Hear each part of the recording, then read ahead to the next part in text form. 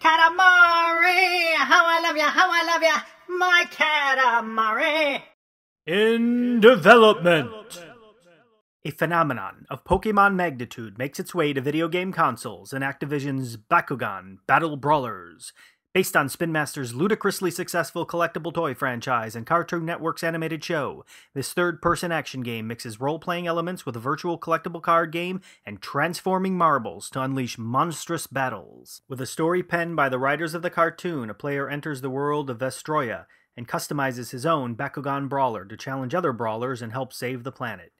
With assistance from Bakugan star Dan, the player accumulates Bakugan balls and cards to take part in matches with 17 characters in cel-shaded glory and through 8 power-enhancing and hazard-filled arenas. Most interesting, the player rolls the orbs through frenetic monkey ball-style courses before landing on a metallic card.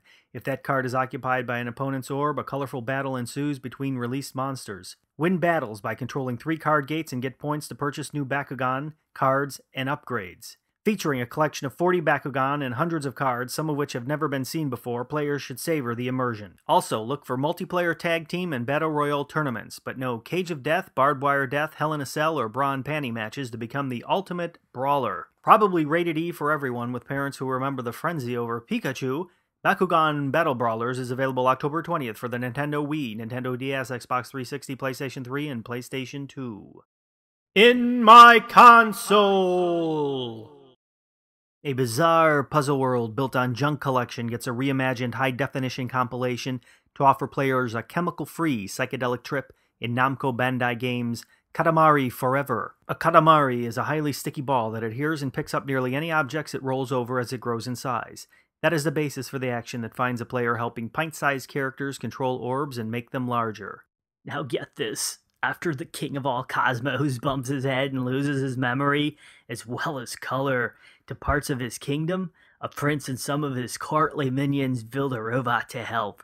The Robo-King freaks out and accidentally destroys all the stars in the cosmos. Whoa. A player must now work through over 30 levels and use Katamari to build giant junk balls.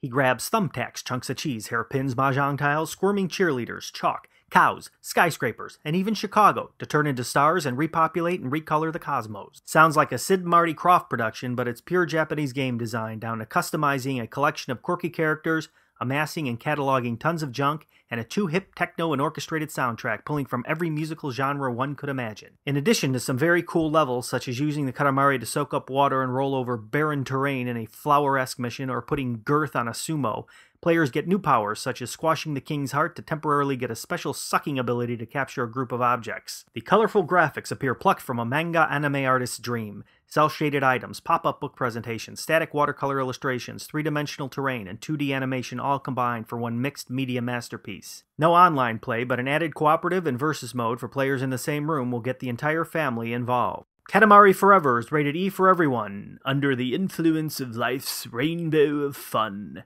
and was reviewed for the PlayStation 3. That's it for this week's episode of Zadzooks Video Game Minute. Thanks for watching and playing. I'm Joseph Zadkowski.